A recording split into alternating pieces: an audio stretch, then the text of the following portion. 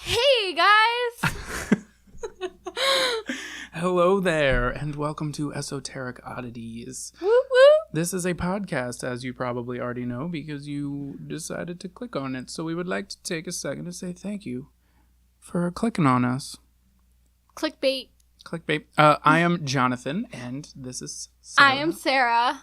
Sarah with a C. Hear me roar. Something like that. So this podcast is going to be about everything from weird oddities to unsolved mysteries to crazy murders. Spooky things being talked Spooky about things. here. PG-13. PG-13. And up. So, yeah, let's talk about ourselves. That's something I like to do. So, Hello everyone. I'll start first. always. Yep, basically. I am Sarah with a C. Don't get it misconstrued. She said I'm almost 25. I'm going to try this new word today. I will be 25 in less than a month, and I just got a kitten. His name is Charlie. He is 12 weeks old, and he's literally my life. Literally my life. Stop I do that. not own that song. I do Copyright not own infringement. rights to that song. SOS. My name is Jonathan. I'm an Aquarius, Pisces cusp, Love. I'm a Leo. what it is. Yeah.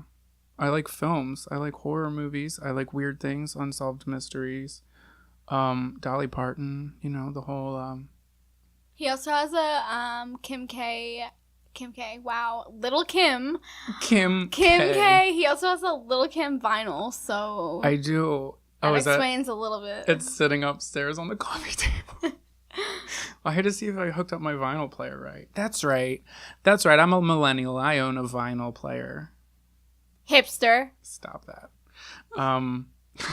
What did you get at Urban Outfitters? Wait, okay, what's really what's really funny is I've been thinking a lot lately about how it kind of sucks that we will never be in high school in the 90s. Oh man, I know I hate it. It's like, I don't know why I was thinking about it so much, but like there's just something about like, I don't know, maybe being unplugged and just like having to pick up a landline. Ew, like, right. Pick up a landline and talk to your friend's mom. Be like, is Catherine there? Oh my god, you always have to. Hi, my name is Sarah. Is Jonathan available? Wait, no, but those the phones with the round dial, yeah. I could never figure those out. Oh, by the time if you got to call 911, by the time they get there, but by the time it finishes dialing, they're dead. I'm gonna be dead. I'm dead.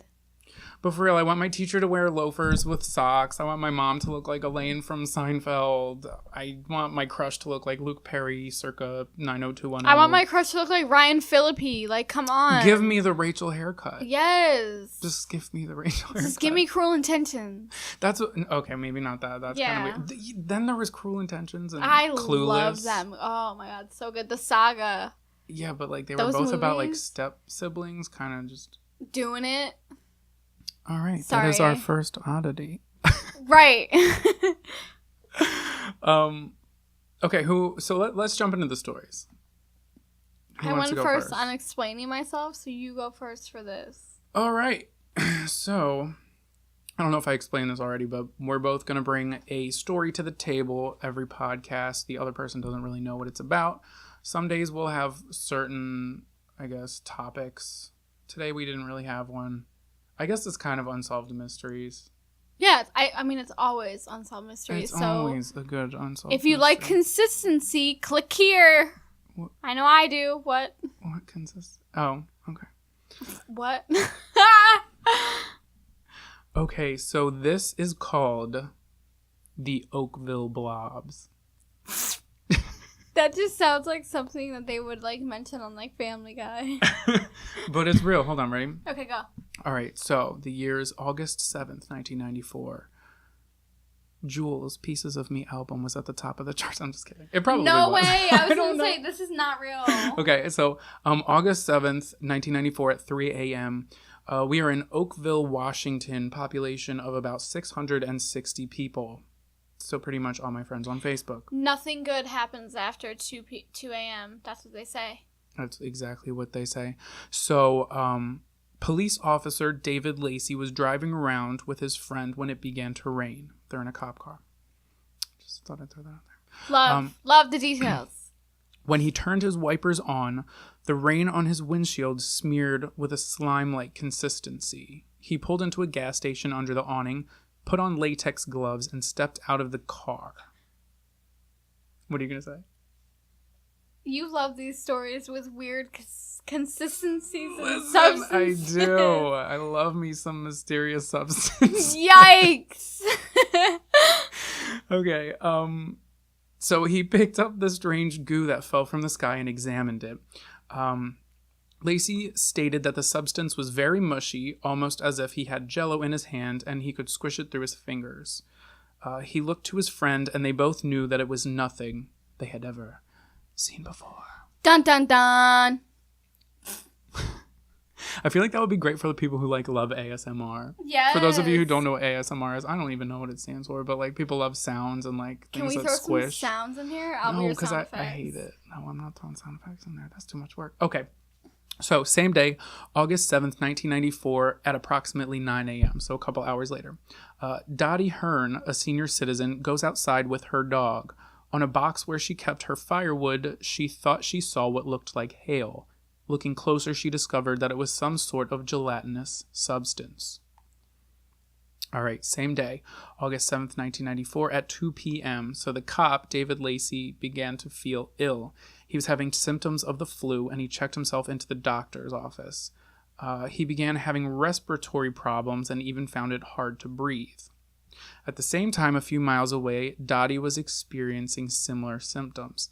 In addition to feeling like she had the flu, she suffered from extreme vertigo, dizzy spells, and vomiting. Her daughter, Sonny Barclift, found Dottie laying on the floor. That sounds like a candy bar. Dottie and Sonny. So Dottie's an older woman. Sonny is a grown adult. So Sonny quickly got her mother up in a car and drove her to the hospital. At the hospital, Dr. David Little diagnosed Dottie with an ear infection. On a hunch, Sonny returned to the hospital with some samples of the blob her mother had come in contact with and asked Dr. Little to examine them. That's an odd hunch, don't you think? An actual hunch? Yeah. Or I don't know. So, you know how there's I'm just giving you a hunch and it's information, or there's a hunch an actual back hunch. Like a hunchback? Hunchback of Notre Dame. Good movie. Okay, continue. So the doctor had the samples sent to the Washington State Department of Health for further testing. This is where it gets weird. Are you ready? Are you sitting down? Perfect. Microbiologist Mike McDowell found 2 different types of bacteria that come from human innards. What are innards? Like inside you. Oh. And if that isn't strange enough, McDowell also found that the blobs contained human white blood cells. Gasp. That is that fell from the sky. That was in the rain, yeah. That's making these people sick. So, McDowell reported his findings to supervisors, and when he returned to the lab, the samples were missing. Aliens. Yeah, perfect. He stated that in his 30 years of lab work experience, this was the first time a sample under his jurisdiction had gone missing. And when he asked management where the sample had gone, their exact words were, quote, "Do not ask." End quote. Why be what? Where did they go? TF? So this was the next day, animals and pets in the town of Oakville began dropping dead. So the town of Oakville was plagued within a 20-mile radius, and there was a total of 6 downpours of blob rain over the course of 3 weeks. Blobbery. People's illnesses lasted from 2 to 3 months. That's so long to be sick. For flu-like symptoms. No, 2 that's to 3 death. months, yeah. That's so crazy. So, this is when the townspeople began reflecting on what was happening in the skies weeks before the first rainfall. Many reported sightings of unmarked black aircrafts and helicopters flying low and slow over the town on multiple occasions that led up to the blob rain. Blob. All right, so are you ready for some theories? Yes. So these are just some theories. Some I pulled off the internet, some I came up with myself. So the theory within the town was that the rain was actually airline dumping waste. But this theory was quote unquote debunked by the FAA, which is the Federal Aviation Administration, because all human waste was dyed blue and was never actually dumped while in flight. And I think that would be really unusual that airlines would dump over the entire town 6 times within 3 weeks. You can't just be dumping shit on people. This is true. So another theory is that there was a live bomb test over the North Pacific Ocean. And I guess they think that they dropped a bomb in a school of jellyfish. And when it blew up, the jellyfish went up into the sky somehow, and then it rained jellyfish. No, because jellyfish wouldn't pull human insides. That's what, yeah, right. So the military was questioned.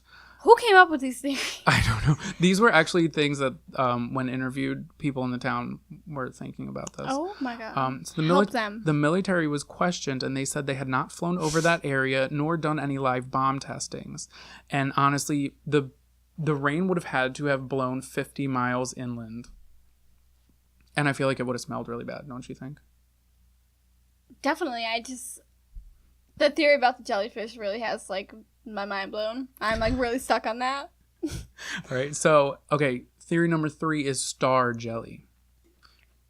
I actually had to read, like, an entire article to, like, get a good understanding of this. So there was an article called Atmospheric Gelatinous Meteors by Vladimir Bychkov. Shout out to Vlad Bychkov. And in it, he says, star jelly is a phenomenon of gelatinous meteors. Objects appear during rains and storms in different places on the Earth. They have complex, irregular formed jelly-like formations, or, quote, pancakes of gray, blue-yellow, red-orange color. Eyewitnesses have claimed that they have a foul odor. However, I don't think that this is star jelly because they contained humanoid cells. Also, in 1932, people in USSR found star jelly on the ground. They bottled it and they used it for medicinal purposes, which actually aided people rather than made them sick. And it didn't really have any color to it. So I don't think that theory is... I mean, hey, it's a theory, but it does not sound plausible to me. Okay, and then 4th. Are you ready? Mm-hmm. Chemtrails. Always. I knew so when chemtrails and tests. So a biological experiment to see if the military could knock out a whole town of people with a more potent blob, which is considered germ warfare. It's actually a thing.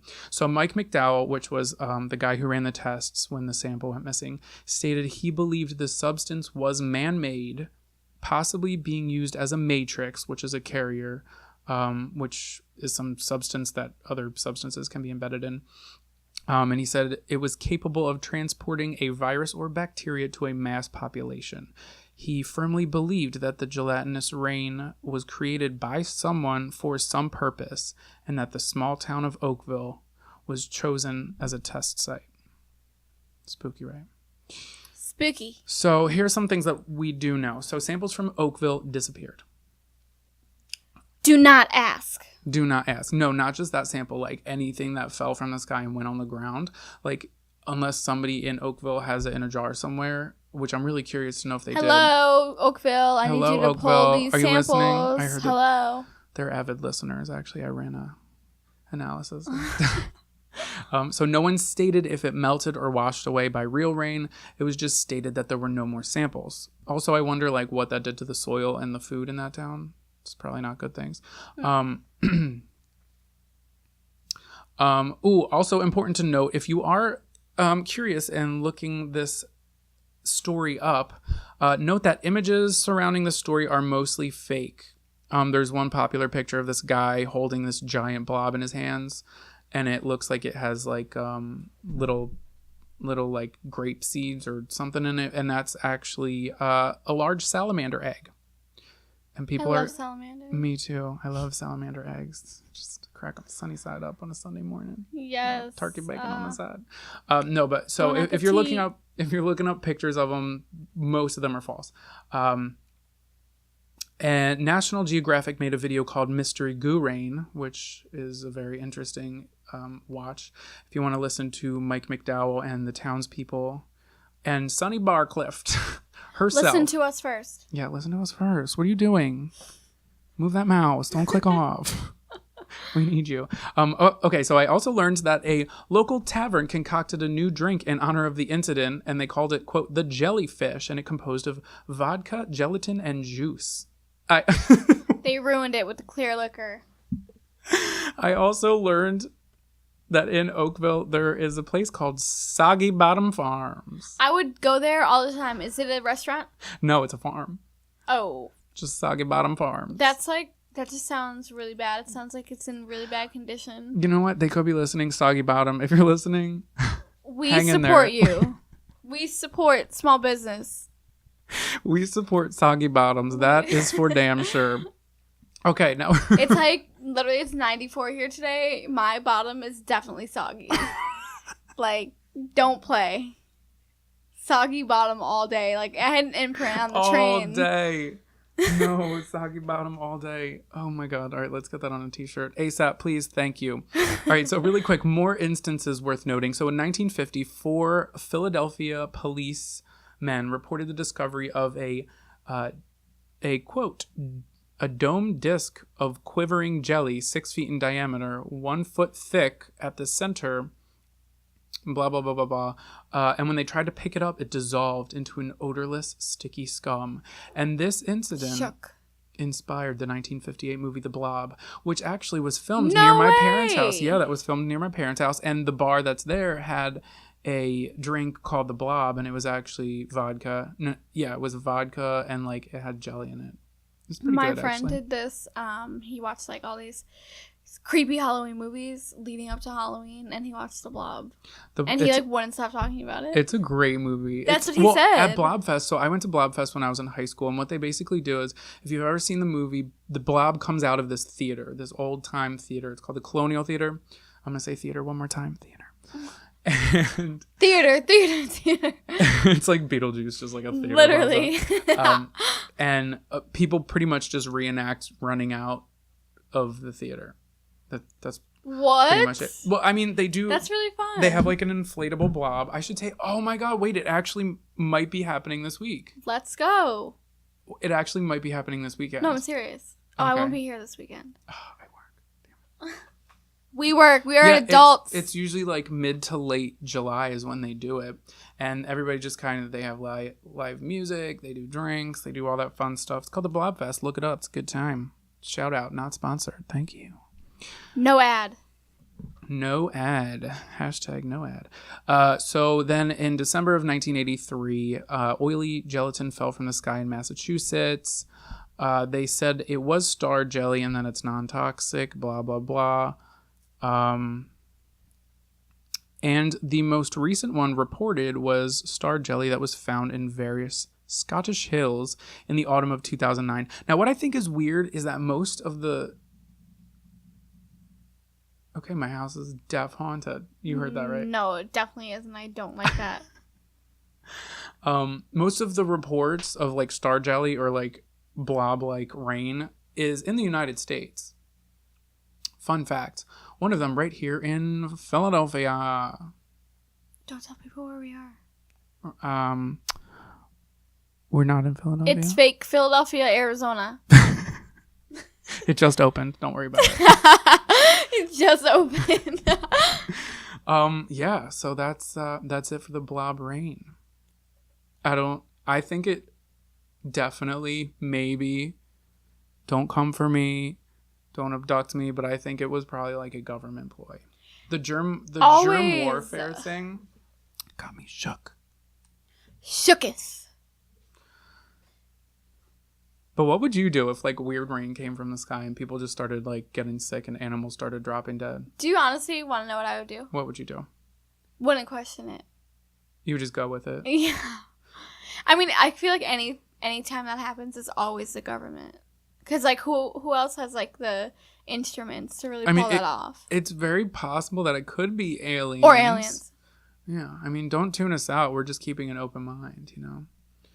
I mean, you are watching Listening to this type of podcast. Thank God you're not watching. Like, it is Soggy Bottom Farms down here. Soggy Listen. down here. I have literally my dress pulled up.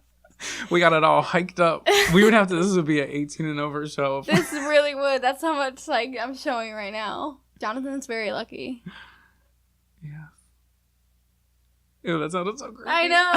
Yes, I am lucky. I remember, oh my God, I kind of want Jell-O now. So is Jell-O vegetarian? No, everybody says it's like whale ground up. flubber? Flub? Blob? Herb. Isn't it whale weird. Bob? So weird that Stop it. It's so weird that we say things at the exact same time. Oh my God. We're the best friends ever. I used to eat Jell-O a lot in high school. No, it's not whale. It's like horse, I think, right? Horse That's hooves. even worse. Yeah, why'd you say it's even worse? Because it is. It's even worse. It's like, what? That's why I don't eat Jell-O now, even when I'm sick. Why would you eat Jell-O when you're sick? Is that a thing? Yeah, Jell-O and ginger ale. Not according to Oakville. Jell-O, ginger ale, and broth. Oh, I hate the word broth. That's where... Okay, that's the cure for a hangover, and that's what... Broth. When you're in, like, a hospital and you order a sick tray, that's what you get. Ginger ale, Jell-O, and broth. That's it. What a combo.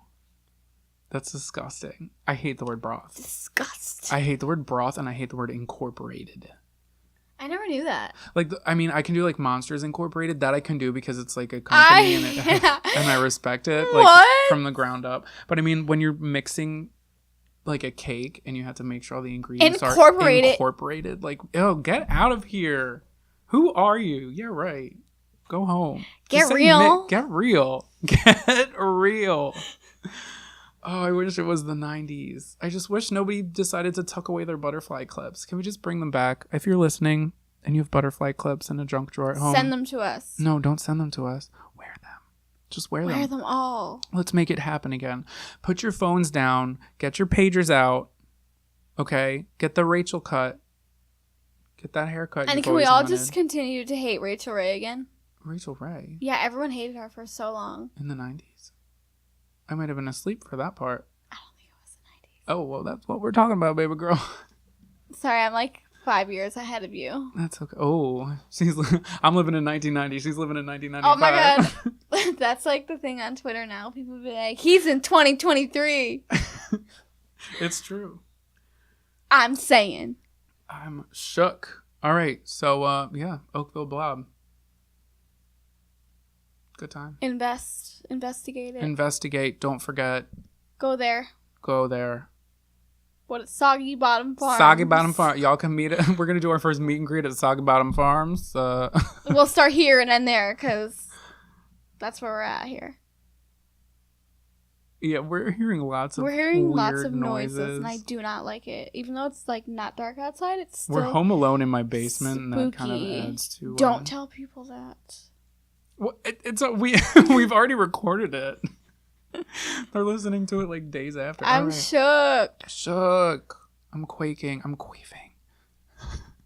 All right, go ahead with your story. Okay, mine isn't as like funny and extravagant as Jonathan's. Thank you. He's an it's probably not going to be.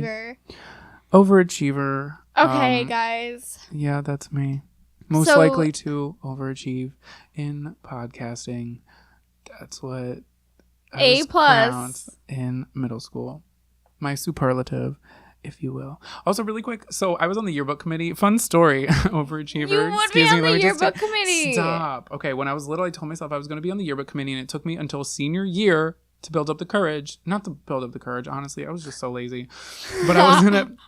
And we had pictures for superlatives, which are like the most likely to do so-and-so. And we got all these people up on the stage. And it was literally like me and everybody else in yearbook. They were sitting down being lazy, like eating. And the yearbook teacher was stressing out and freaking out. And I told her to chill. She snapped. Why don't you just chill out? That's what I said. I was like, all right, I got this. Like, can you just like turn it down a notch, man? Like, can you just... Don't, listen, take it from me. Do not tell. First off, I did not mean to be disrespectful, but do not tell a grown woman going through menopause to chill because they don't like chill it. out. Don't tell a woman to chill anyway. Okay. In any shape or form. Do not, I repeat, do not tell a woman to chill out. Ma'am, I'm going to have to ask you to chill out because you are spiking our levels right now. Oh my God, don't tell Sorry, women. Headphone wearers. Don't tell women to chill out. This is a PSA. I'm telling you, if you want to live and keep your dicks in place. Also, don't tell Mom the babysitter's dad. All right, go ahead. Such a good movie. Wow. Amazing movie. A+++ on that. Can we watch that? Yes, Christina Applegate. All right. On with your story. You'll find out about me that I love cases about missing children. I don't know why. Okay, that's weird. I know, that sounded really creepy when Don't let her out. babysit your kids. Again, that's fine. Don't tell Mom that the babysitter's dead. I'm like 4'9", so I look like a child. So this is a mysterious case of Pauline Picard. I think it's Picard. Picard? How's it spelled? Picard. Picard. Picard. I said Picard. Sure, Picard. Okay, Picard, here we are. So, Pauline was 2 years old when she went missing from her family home in Gouas-à-Ladue, France. So, this is the year 1922. In Gouas-à-Ladue? Yes, in April. So, a thorough search was conducted by local police and volunteers that amounted to no results. The people believed that she had been kidnapped by local gypsies, because, I mean, this is like, France was big with gypsies. I want to be a gypsy. Me too, so bad. Like, that Stevie Nicks song. So the situation seemed mysterious when a few weeks later, word came that a young girl matching Pauline's description had been found wandering alone in Cherbourg, over 300 miles away from where Pauline had originally. It's that Philadelphia, Arizona accent you got coming out there. So she was found 300 miles away from where she had originally been reported missing. So, I mean, like, that's so weird. A toddler, literally 2 years old, gets found missing 300 miles away. I mean... Listen, they run fast. Yeah, run away. Run away from her. So her mother identified her via photograph, and the police officer who found her was happy it was the same girl. You know, that's not true. Yeah, okay. In 1920, their photographs... Yeah, I'm saying. Get real. They're like... Get real. They're like blurry. Like, oh my God, no. I just pictured that like type of like brownish photograph. It's not even black and white. Sepia? Yeah, it's a great filter. Brown. It's not brown, it's... Sepia. The mystery of how a 2-year-old, like I said, could find herself 700 miles away. 700? It's 300, but that was like an exaggeration. Back then it was like a lot more. It's an exaggeration, but like honestly, like several hundred miles away. Like I just don't. That's weird. That is weird. But it's so crazy because the mom, like everyone just ignored it. What, the fact that the baby was gone? The fact that the baby was so far away, no one ever questioned it. Like, why wouldn't you question? That's the first thing I would ask. Like, how did she get there? Okay, continue. Okay. So, pause. The parents went to get Pauline, but wait, what?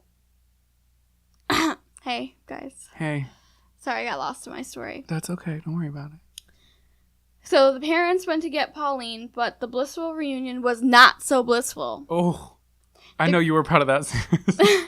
The child that was found was very distant with her parents. Even more odd, she did not respond when spoken in her native Breton dialect. So that's obviously weird. Like, red flags all over the board. So they had her... So, okay. let me just clarify this. So they found the girl 300 miles away. Yes, they found Pauline. And now they're in person together, right? Like the parents and the little girl? Yes. Okay, and it's the kid, right? They think it's the kid? They think it's her. Like face to face. Okay. Yes. Okay, that's fair. So her happy parents did not question it and assumed it was because of the trauma and returned back to Guas-Aladou with their new recovered daughter. Weird.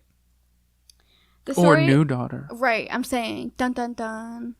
The story actually made it all the way to the New York Times, which is crazy because this is in France. And, like, back then, it's really bizarre for something to get so big.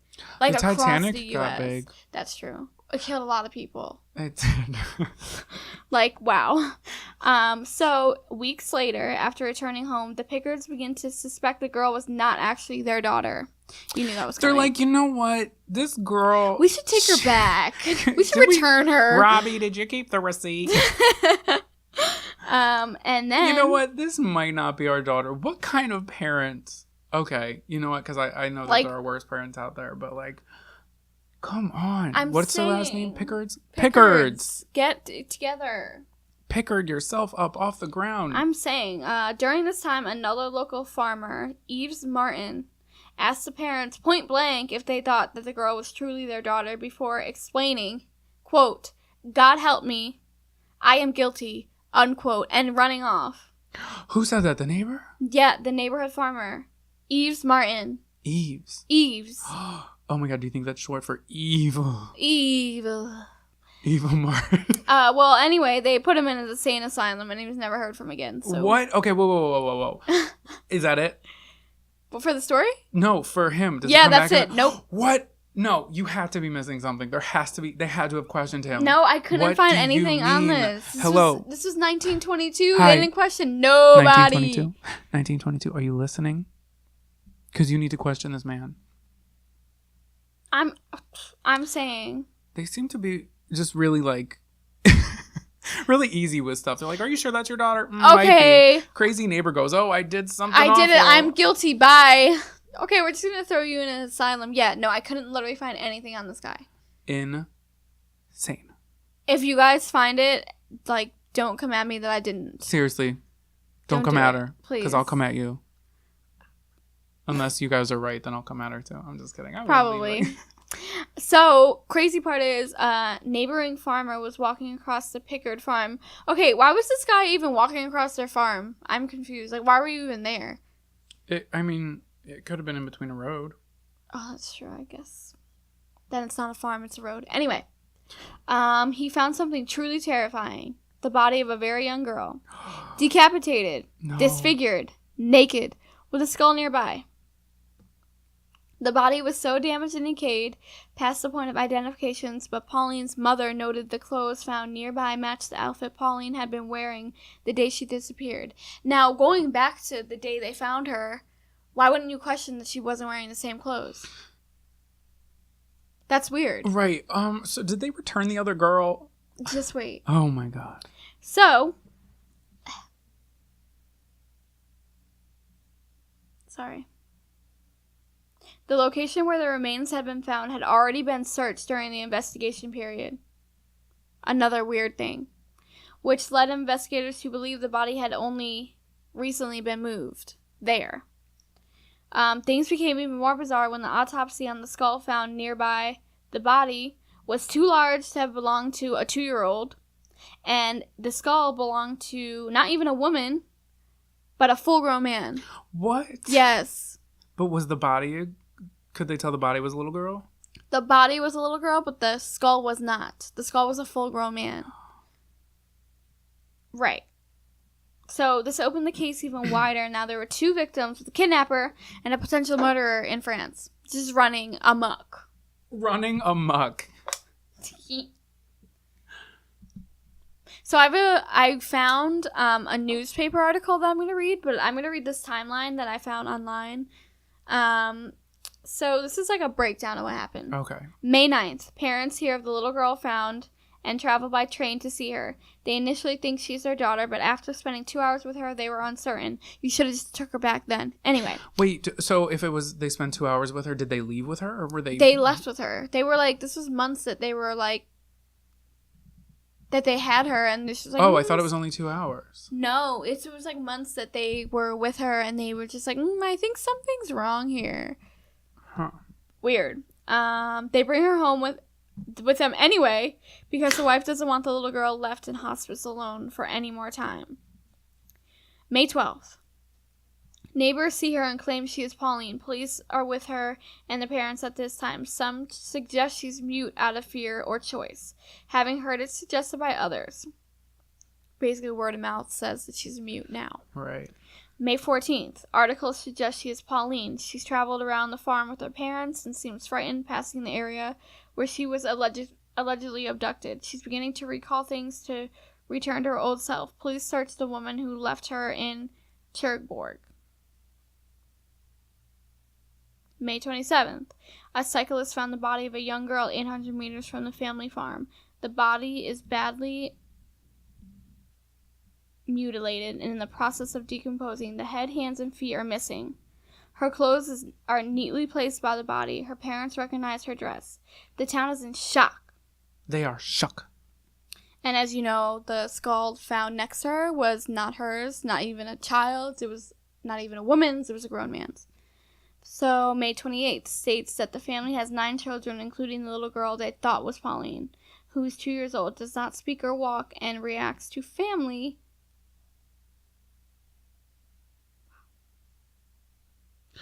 So the guy who found them was, like, riding his bike? Yeah, it's weird, because in this article it says cyclist, right. But in the... I get that, because, I mean, it was a long-ass time ago. Right, so I think people just have their things messed up, but it's fine. We're going to say a neighbor, which he could be a cyclist, too. It's fine. He could have been a pharmacist. I don't think, did they even have on a that unicycle. back then? Yeah, they had pharmacies back then. Oh. Silly goose. So, the fact that the area where the body was found had been searched by multiple people is pointed out. 2 accounts or passing by and noticing no body are included in the article. Eves Martin visits the family. That's the guy. They say woman up top, but it's definitely a man that found her. Wait, how do you know it was a man? Evil Martin? Eves is a man. He visits the family, asks if Pauline is back, asks if they're sure it's her, says he's guilty, and leaves with a crazy look in his eyes. Crazy.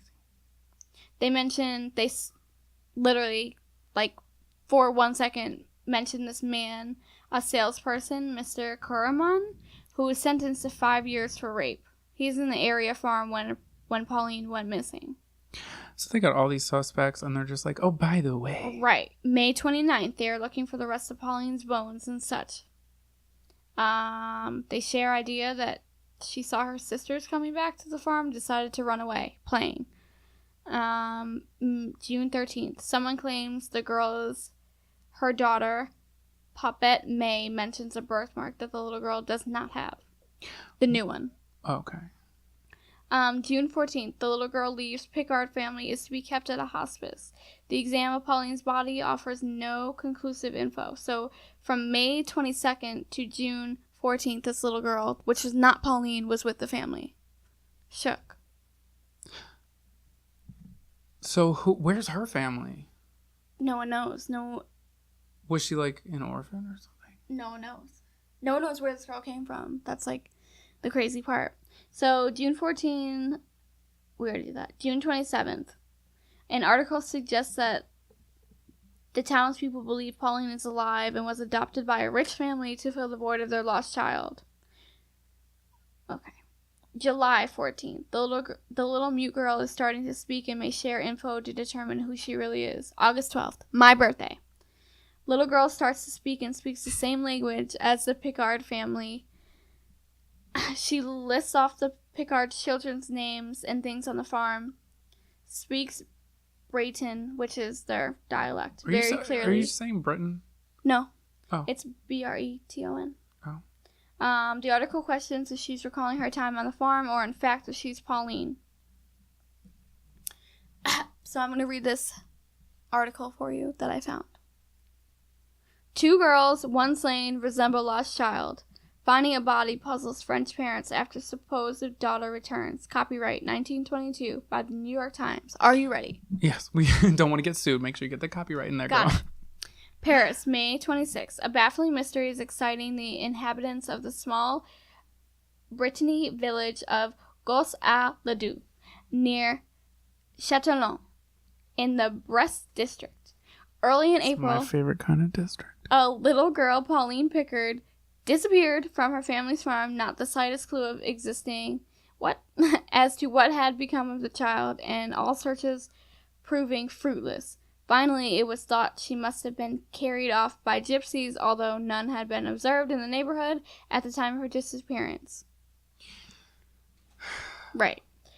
Just when the parents had given up hope of finding their daughter, it was reported from Cherbourg that a small girl had been found wandering there, whose age and appearance corresponded to the one of the missing Pauline. The Picards immediately hurried to Cherbourg to declare the child theirs. A curious fact, however, was that the child did not seem to recognize the parents and remained mute when addressed in Breton, although Pauline had been used to speaking that language.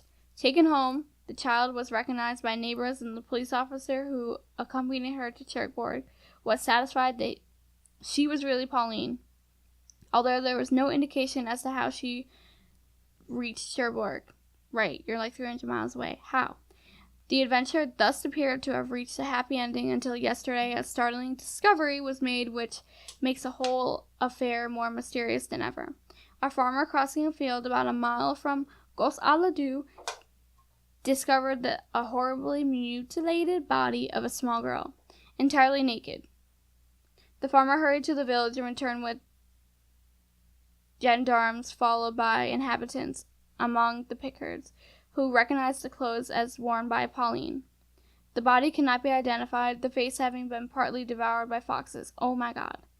Although it seemed to have incredible that the parents should make a mistake, the Picards, now uncertain whether the child they have been nursing for more than a month is really their own.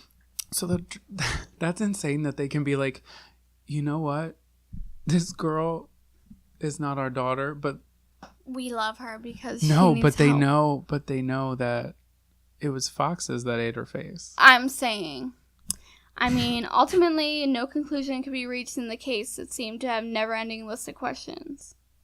So, was the hysterical man who questioned Pauline's parents her killer? Did he kill the man to whom the skull belonged? Yeah, who's the man?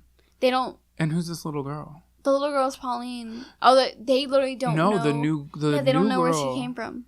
Like, literally, no one knows. I'm stressed. Like, that's sloppy police doppelgangers. work. Sloppy police work. Listen, Parisian police department in 1922. Who were the parents of the girl belonged to Pauline's killer? Who were the parents of the girl from Cherbourg? And how could the Picards have literally grossly misidentified her? I just like.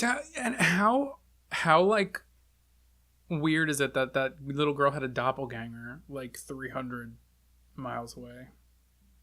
Okay, and the girl was sent back in an orphanage. That's what they did.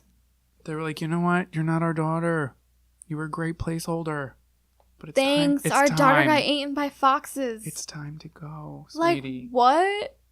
I would not do that. I would just adopt her for all that. Do you ever find out what happened to that girl? No. I wonder whatever happened to her. Now, she doesn't have a name, basically. She had to have grown up to be someone, right? If anybody finds out, just email us at odditiespodcast@gmail.com. Please. Justice for Pauline Picard. That's crazy. That's so weird. I feel like, how are they gonna blame the damn gypsies? They're like, you know what? There was that crazy guy who said he did something crazy. No, he wasn't a gypsy. He was a farmer. No, I know. Oh. I know. But they're like, you know what? It wasn't him. It was probably the gypsies. Oh, I feel like that. Also, really quick, can I just tell you, when I was little, my mom used to tell me if I wasn't good that the gypsies were going to come and take me. And one day she was in the bathroom, and I remember I was standing in front of, we had this huge like floor-to-ceiling window. And I was looking out the window, and like a hippie ass Volkswagen Bug like bus drives by and I lose my shit. I'm dead. And I start crying and I tell my mom that the gypsies are outside and they're coming to get me. It's like still a family joke that everybody makes fun of me. But that's what she would like. If I wasn't good, the gypsies would come and get me. And I was little. I didn't know any better. And I thought that those were the gypsies. They were going to come and get me. You see your gypsy. Copyright. Not copywritten. Not copyright. I do not own the rights to the song.